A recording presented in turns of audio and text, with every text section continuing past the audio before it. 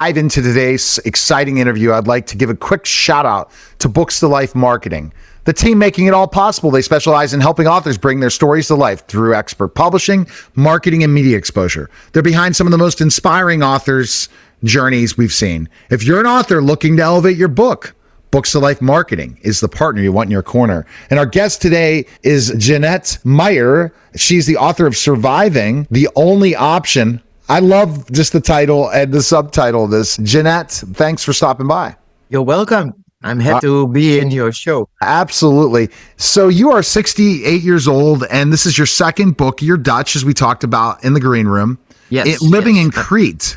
I lived here for 30 years now. And besides you're a writer, you're a musician too. Very interesting. Yeah, also. So I played even with the Moody Blues. Really? Yes, oh my goodness. I did. Wow. They had a comeback and they were live on Dutch television, and the flute player went ill. And so they called me if I wanted to play Nights in White Satin, the flute party. And I said, yes, of course I want. And you said you were in like Flynn. I'm doing it. Okay. So what was the defining moment when you decided that your story had to be told no matter how painful? And I couldn't imagine this if you're going and looking at a lot of your biggest challenges in life, right? And saying, I'm going to go write a book just on that. I'm looking to write my memoir at one point in time, and that's going to be very deep when I decide for my memoir to be written.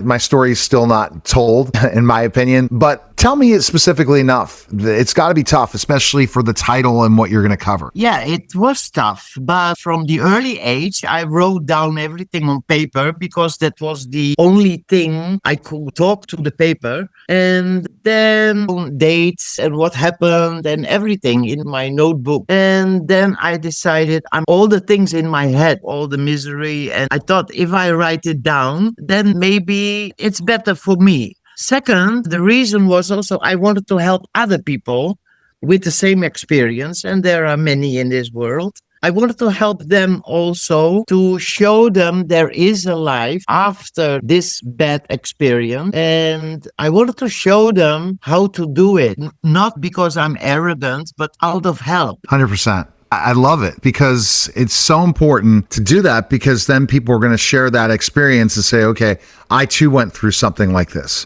So yes. The title itself, Survival, The Only Option, carries so much weight.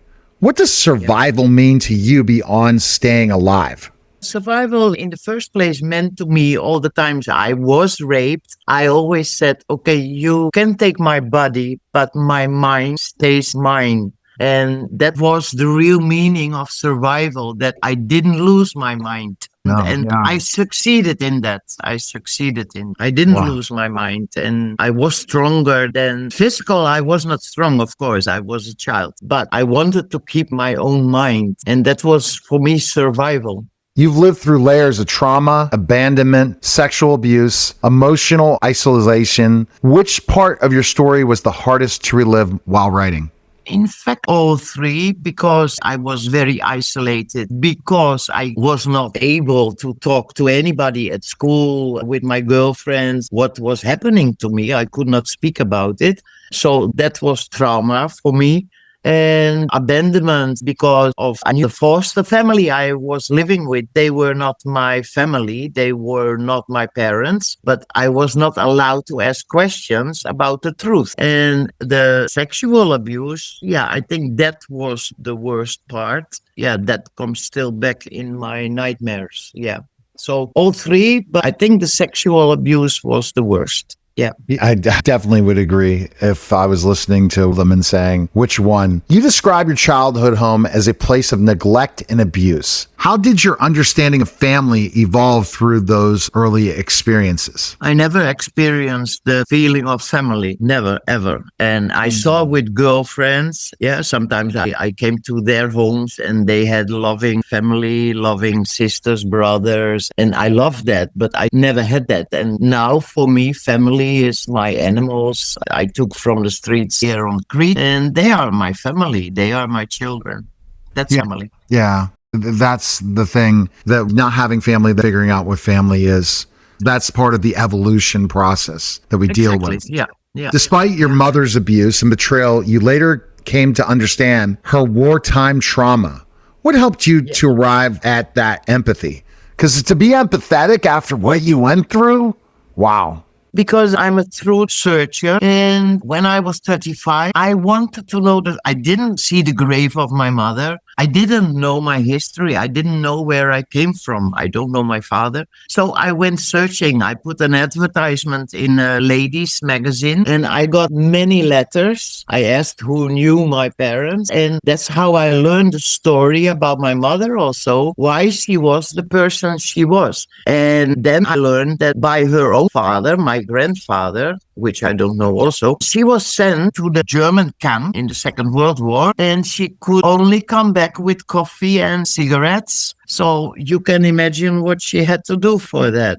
So she was prostituted by her own father. So she didn't know better. And that gave me the empathy. She was a victim also. Oh my God. Wow. That I have to say, wow. And that fact is, if they don't know better, it's very difficult for them to do well, to do right. Yeah. Yeah. And she couldn't do it, but I don't blame her. I don't blame her. I understand it. How has the past influenced your relationships? Oh, they were difficult. Not easy because I didn't have so much trust in people, of course, especially men. And no, complicated because also in relationships, sex and intimate was difficult for me to understand and to believe that it existed. And yeah, it was difficult. But I was married for 34 years. And this man, he understood where I came from. And he let me stand next to him in freedom. And that was very good. He died 5 years ago of cancer. Oh, well, I'm so sorry. And yeah, also. It's especially another part of the tragedy when you lose a loved one. Oh my goodness. Yeah, for sure. Especially in my case. Yeah. What influence does the past still have on your daily life?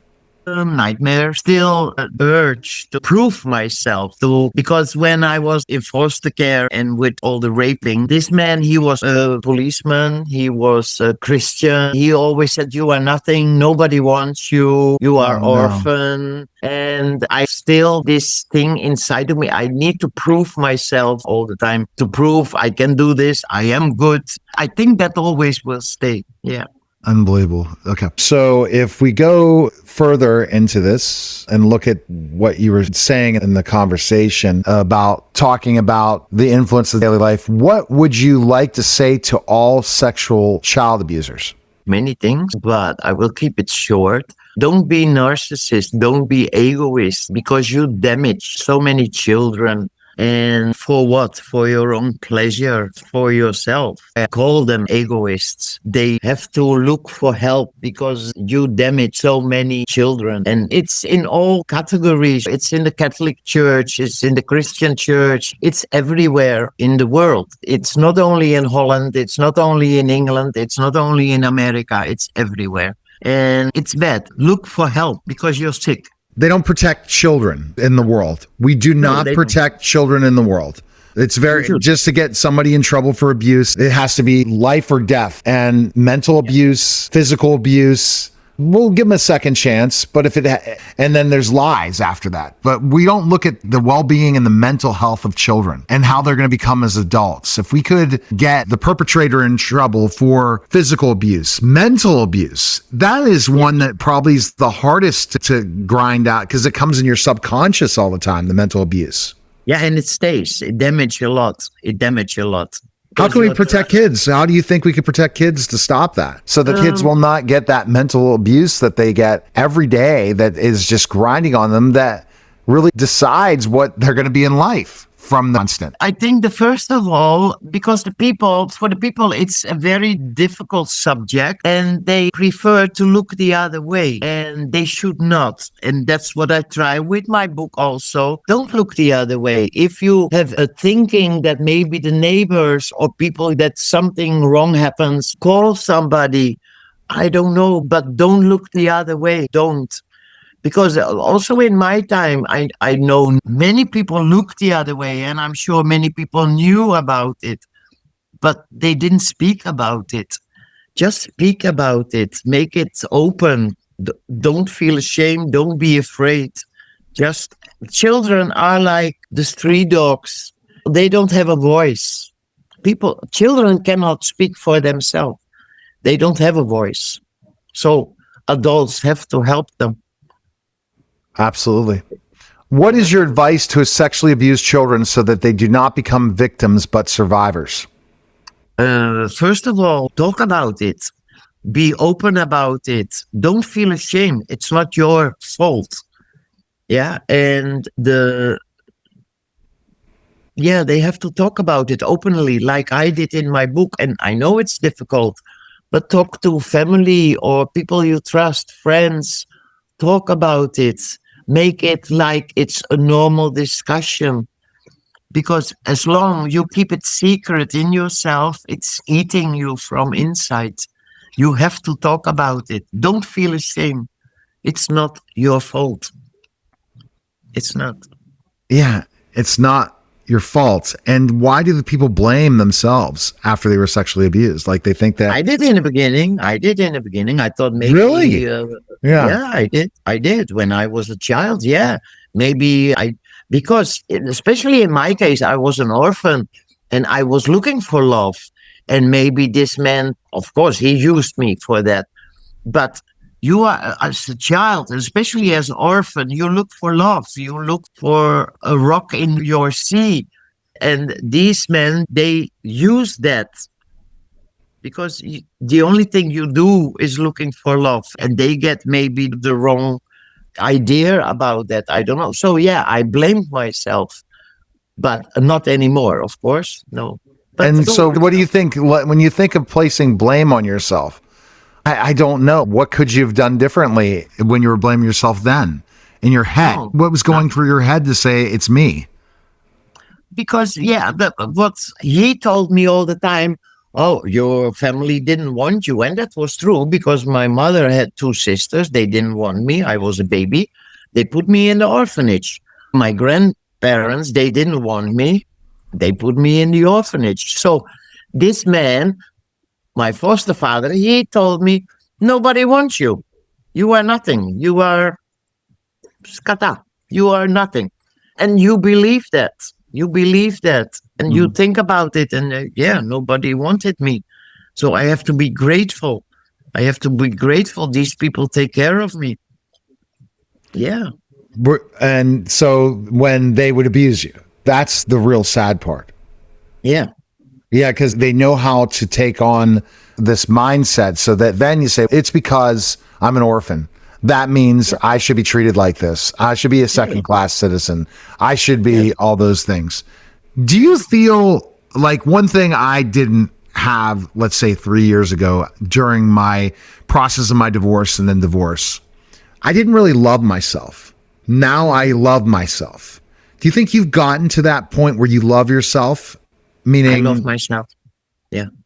But how long does that take somebody that's gone through abuse to really think that through and look at different things? I didn't go through what you went through, but I too had some childhood trauma. I too had some very traumatic experiences in my life. And now I truly love myself. And it took me to 52 years old now, 53, to really see that. And not get depressed and say, what am I and who am I and all these things.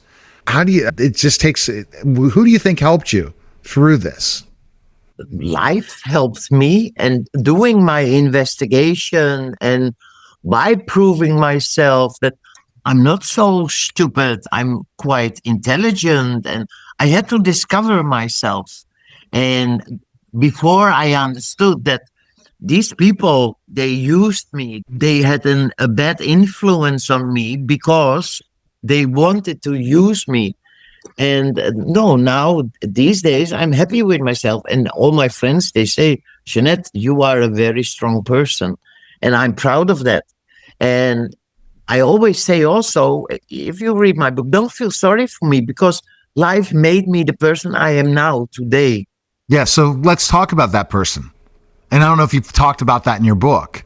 Let's talk about that person that you became after overcoming all these things. Let's talk about that person. I'm a very strong person now. Of course, I have my downs also, but everyone has ups and downs. That's the ebb and flow of life. Everybody has that, yeah. But I'm a very optimistic person. My glass is always half full. Not empty, half empty, yes. Empty. exactly. And that's how I look at life. And everything that goes wrong, still my glass is half full. And when something goes wrong, then I find a solution. There is always a solution to any problem. Of course, I believe that. Yeah, I believe that for sure. Yeah. So what did you become in life? Talk about your family life, everything after you overcame the abuse with your husband, your marriage with your husband. Tell us that. Is that in your book? Yeah, I write about that in my book. And also, I write about I wanted to have a child of my own. I wanted to have something of my own. And that didn't work out. I did IVF also. That didn't work out. So nothing what I want, it worked out. And still, I'm a positive person. I have now my animals, and they are my babies. Oh, they're the sweetheart babies, right? They don't talk back. Oh, they do. From the streets. They are all orphans. Oh, One. I found a black one. His name is Gypsy, and I found him in a plastic bag. And the plastic bag was closed, and I passed with my car, and I thought, why the plastic bag is moving? And then I opened the plastic bag, and there was this tiny puppy licking my nose straight away. And I took it home, of course, because it's an orphan like I am. And I can only love that.